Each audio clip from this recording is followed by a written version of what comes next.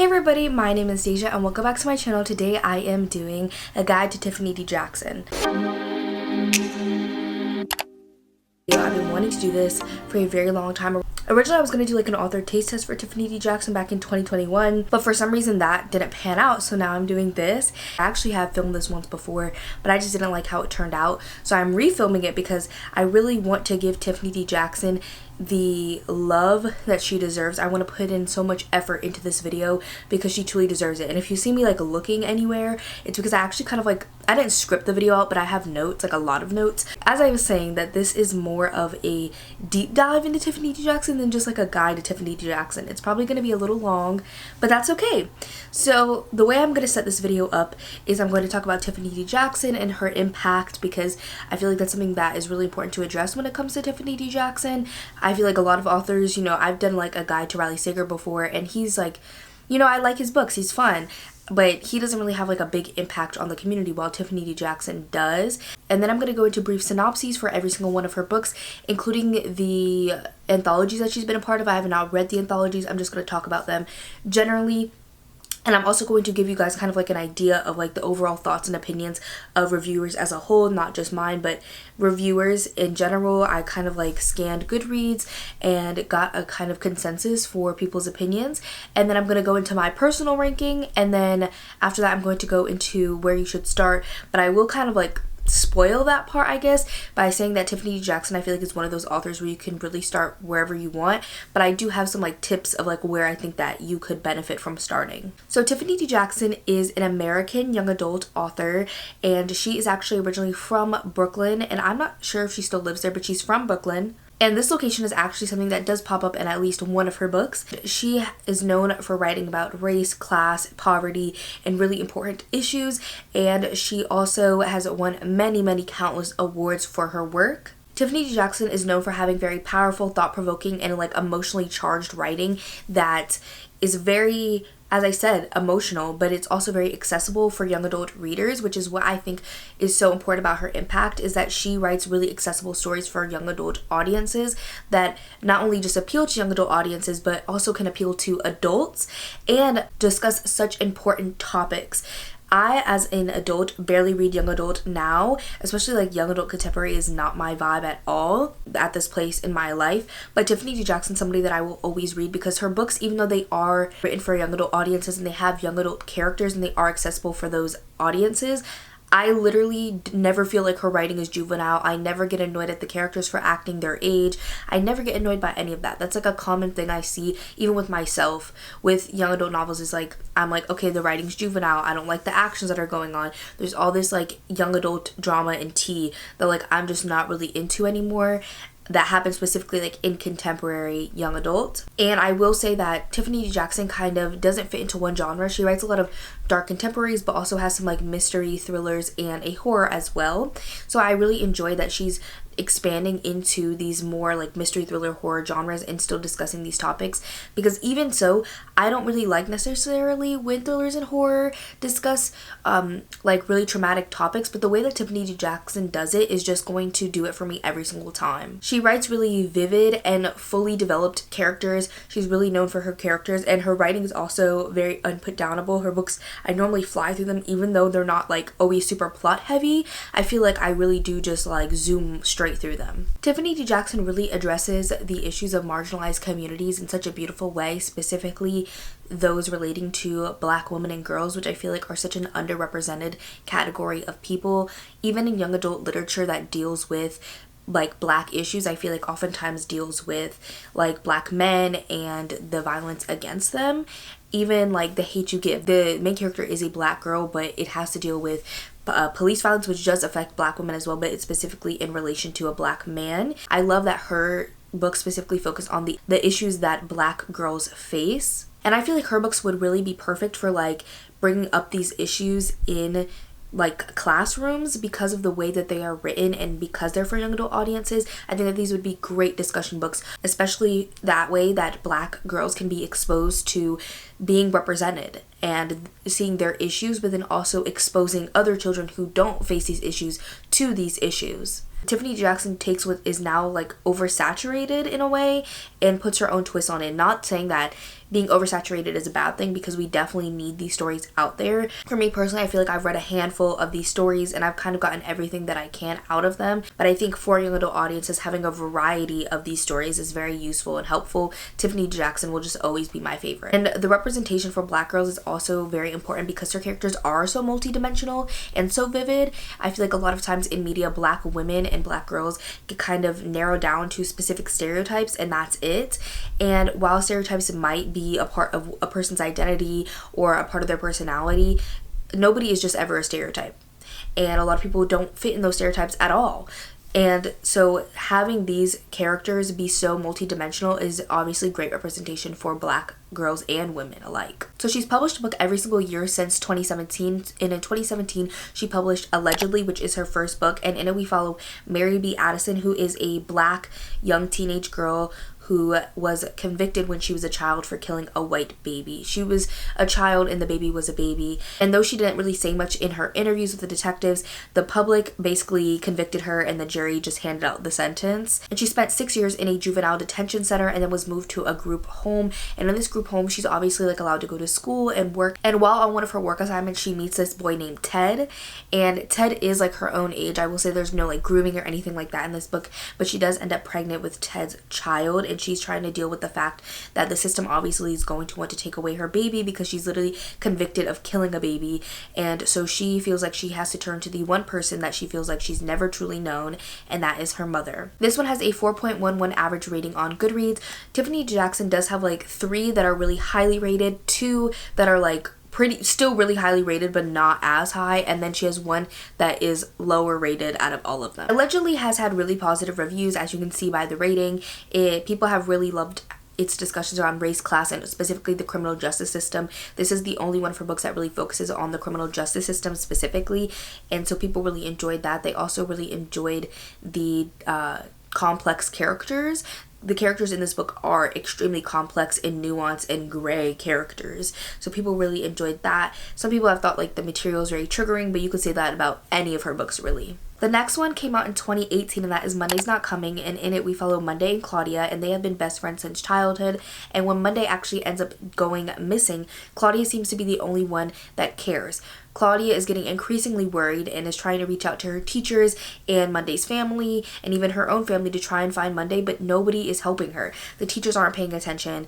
Her family doesn't seem to care at all, and her own family kind of thinks that she's a little delulu, really. And as she's diving deeper into the mystery of where Monday went, she's also starting to uncover secrets about Monday's life that she never knew. It really leads her down a path of shocking and heart-wrenching discoveries. This one has a 4.25 average rating on Goodreads. This is one of her higher rated ones, and overall the reviews again are positive for this one. Most of her books have pretty positive reviews, and this one is specifically praised for its exploration around themes such as friendship, mental health, and issues like systematic issues within the education system and also the foster care system, and how that system not only fails children but Black children, and not only just Black children but Black girls, and how they are failed significantly by these systems.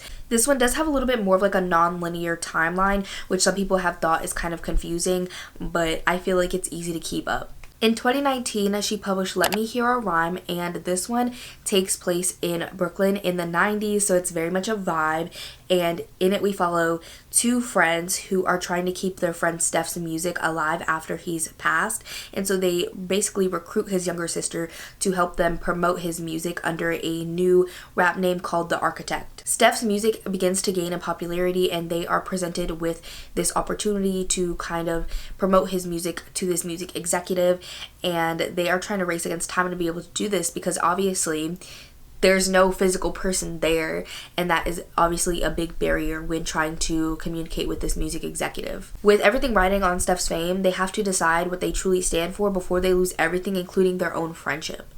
This one has a 4.15 average rating on Goodreads, so this one is kind of like in the second tier ratings, I would say. This one has good reviews overall, as all the other ones that I've discussed so far. People have praised this book for really being able to weave in a gripping mystery, but then also a coming of age story, as well as being able to create such a vivid environment in this 90s Brooklyn setting. It talks about grief, friendship, and the power of music, which I think is really poignant because music is something that has literally been a part of the Black community since before we were even in America at all.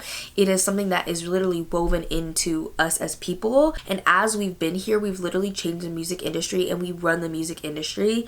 So I think it's really important to have these stories that talk about the power of music for the Black community. Some people have thought that the pacing is a little bit slow, but then the ending's rushed, but I think Tiffany D. Jackson does amazing pacing. So now I get into the last 3 books that she's published by herself, and this is what I would call her retelling era. These are all kind of retellings or are based on real life events. So we have Grown, which came out in 2020, and in this one we follow a character named Enchanted Jones, and she has always kind of been an aspiring R&B singer, and at an audition she ends up catching the eye of a producer named Corey Fields. Enchanted is literally offered the opportunity of a lifetime, but all of her dreams start to turn to nightmares when, after months of really living in this opportunity, she wakes up with blood on her hands and no memory of the night prior. The police then show up, and it's quickly realized that Corey has been murdered and that Enchanted is the prime suspect. As the investigation unfolds, Enchanted really realizes the darkness behind Corey's charming facade and the realities of what she's gone through. Enchanted really starts to realize the power of her own voice and exposing the horrors behind being in the spotlight. This one is based on R. Kelly and has a 4.27 rating, and this is her highest rated book overall. This book has really positive ratings overall, and I feel like it's kind of very similar things to what I've said previously with it having amazing characters, it exploring these topics in such a deep way, and this does kind of explore manipulation and abuse and exploitation, especially within the music industry. This is another one that discusses like the importance of the music industry. I feel like not as much as Let Me Hear a Rhyme, but it does have some of those themes, but this one does focus on like grooming, manipulation, exploitation, and I feel like it is kind of one of her hardest books to get through. All of her books are, but this one is especially difficult. Next up in 2021, we have White Smoke, and in this one we follow Marigold, and her blended family decide to move from California to a small town in the Midwest,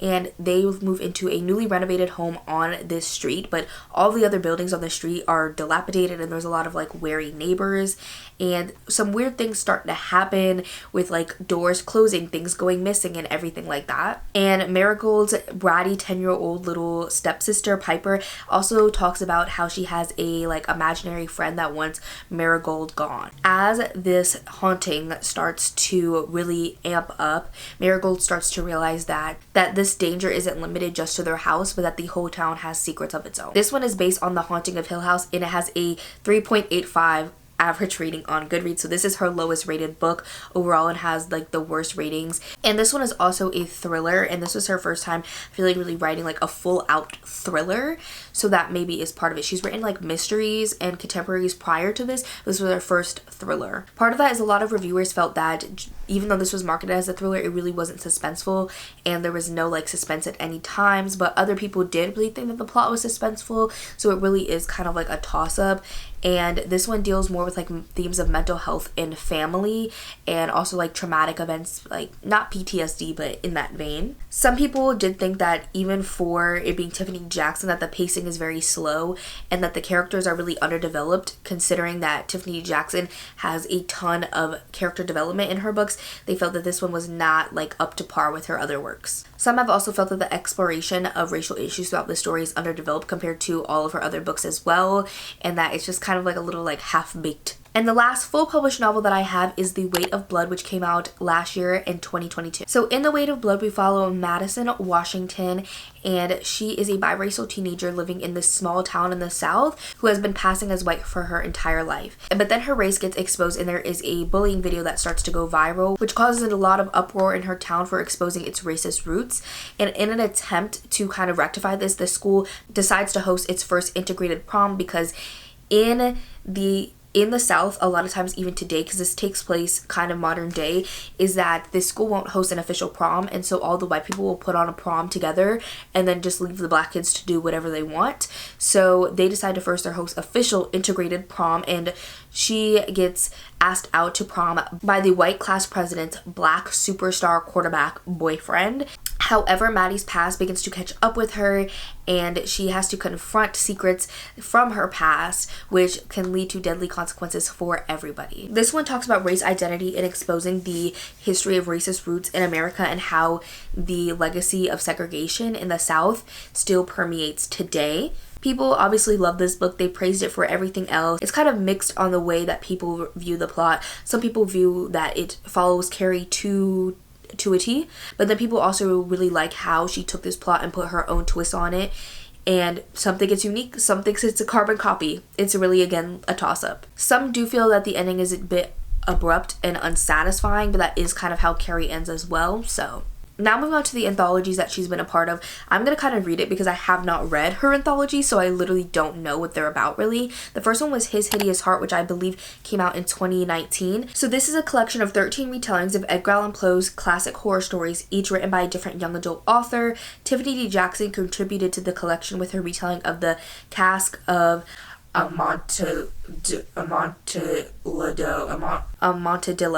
In Jackson's version, it is called The Carnival, and it's about a group of teenagers in New Orleans that attend a carnival-themed party where they are encouraged to act on their deepest, darkest desires.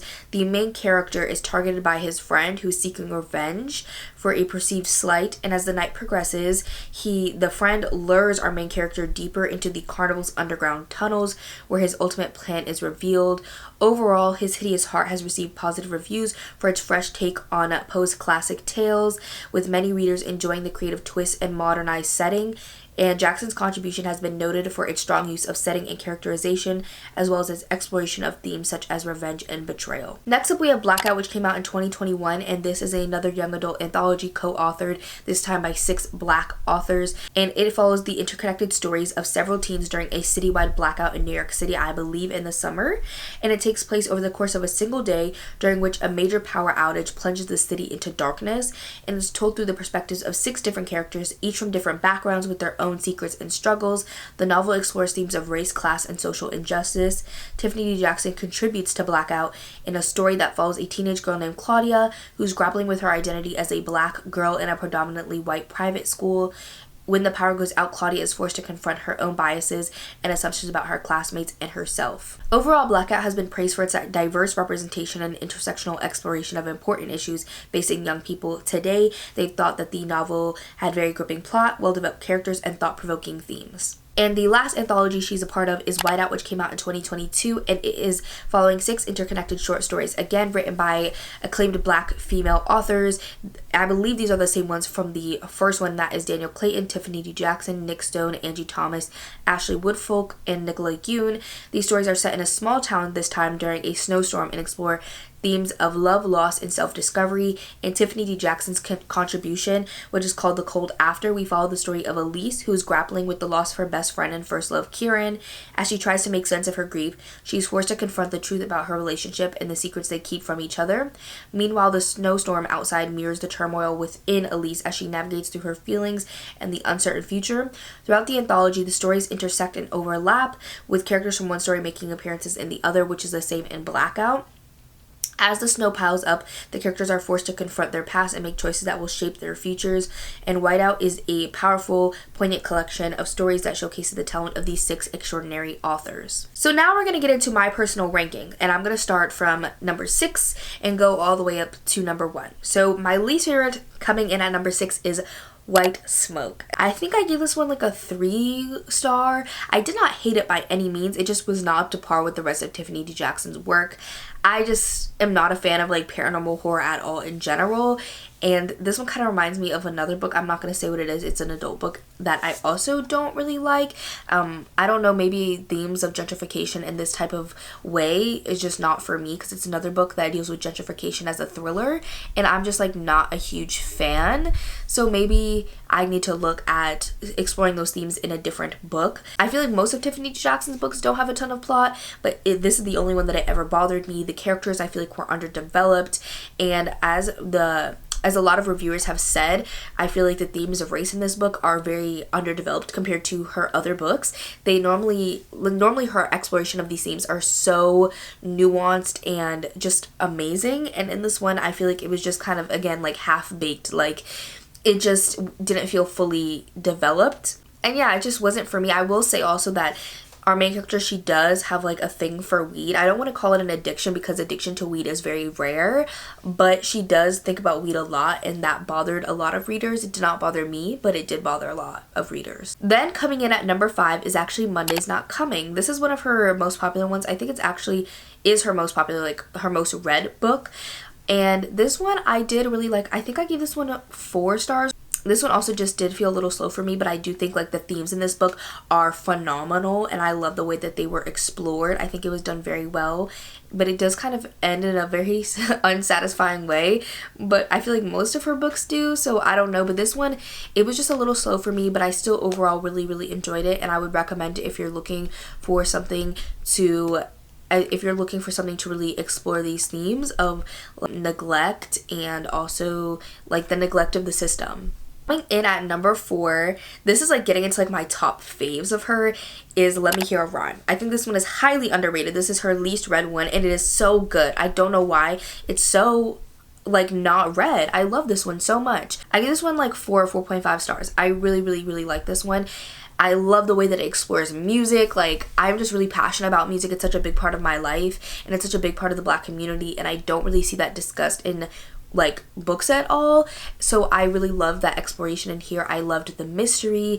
I loved the way that everything panned out, and this one does have discussions around like violence against Black men, specifically like obviously police violence. So I really liked the way that it was incorporated in here, how it was a part of the story, but it wasn't like the full thing. You know what I'm saying? Like there was other things going on, and that wasn't like the whole story. And I just love the themes of friendship and grief within this story. It was just so phenomenally done. And because it talked about music, it's just going to do it for me every time. Then coming in at my number 3 spot is Grown. And I also really love Grown. This one was a 4.5 for me. I really love this one. It is actually very personal to me. The character of hers that I relate to the most is Enchanted. This one, out of all of them, has themes in it that I have not ever seen done before. This one I feel like is the most unique, because even though we've heard of R. Kelly before, you know, whatever, the theme of Black girls being manipulated and being taken advantage of and exploited is not something that's discussed, especially not in young adult books at all. But that is really unfortunately the case. A lot of Black girls, they have parents who probably may be in jail because of the system locking up Black men unfairly, or their mom has to work 3 jobs to put a roof over their head because of the poverty that they're forced into. Now, that's not the reality for everybody, but that is a reality for a lot of people. And so these Black girls are often unwatched, have to take care of their siblings, whatever. They have so much on their plate, and that really does leave them open to exploitation, manipulation, and especially because oftentimes the parents don't have the time to teach them, you need to be careful. I think that this just explored that so beautifully, and I would highly recommend this one to everybody, even though it's very difficult to get through. Coming in at number 2 is Allegedly. This one is another one that I think is so underrated. I love Allegedly. It was the first book I read by Tiffany D. Jackson, and it has stuck with me to this very day. This one I read in 2021, and I just loved it so much. This one is, I would say, probably maybe like the easiest one to read.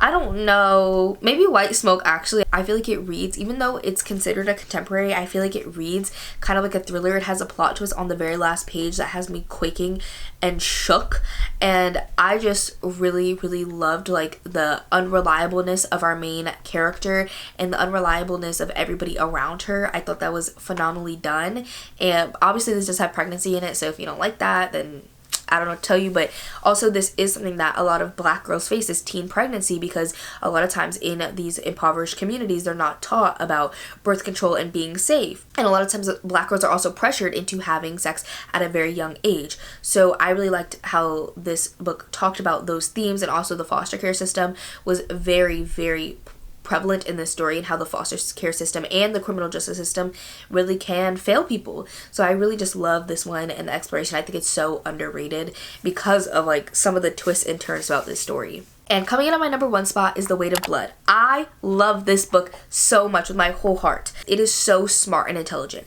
I actually did a whole live show on this book with my friend Jan from Jan Agaton for her Full Moon Book Club, and we literally discussed the whole live show how this book is so smart and clever and just intelligent. Tiffany D. Jackson took this story written by this known racist author and twisted the whole thing to discuss racist themes and topics, and I really don't think that people understand how prevalent racism still is in the South due to segregation.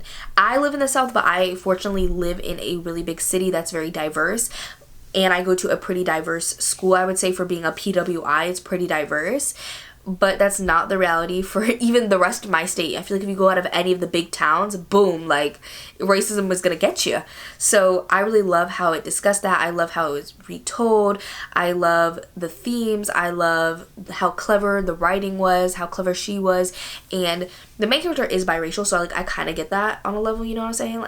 Like I get it. Even though I don't relate to her like the most out of all of her characters, I do understand where she's coming from, and the twist throughout this story, phenomenal. This is her first horror book, and I think she needs to write more horror because she ate this up for breakfast, lunch, and dinner. So that's my personal ranking. And as of where you should start with Tiffany D. Jackson, as I said, I really think that you can start anywhere with her stories because it's kind of like what you're the most interested in. I do think that maybe starting with White Smoke could be smart because it is her weakest work in my opinion. So if you think that starting with her weakest work is going to be best, so then that way you're not disappointed, it could be like higher rated for you, then I would start there. But if you think reading the weakest work would put you off in case you don't like it, then I wouldn't recommend it. It kind of just depends on the type of reader that you are. If you are more of a horror reader, The Weight of Blood is a phenomenal pick.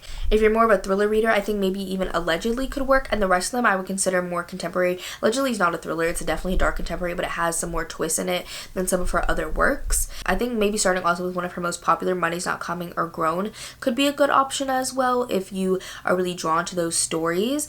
It's really like a toss-up of like, it's really like up to you where you can start. I would say really like White Smoke, depending on the type of reader that you are, or the one that appeals to you the most in genre, themes, or just like overall plot. I'm sorry that that's not really that helpful, but they're all standalone, so it really truly is up to you.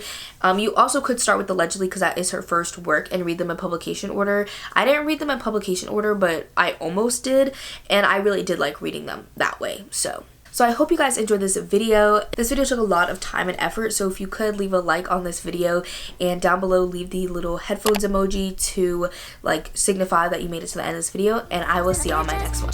Bye everybody.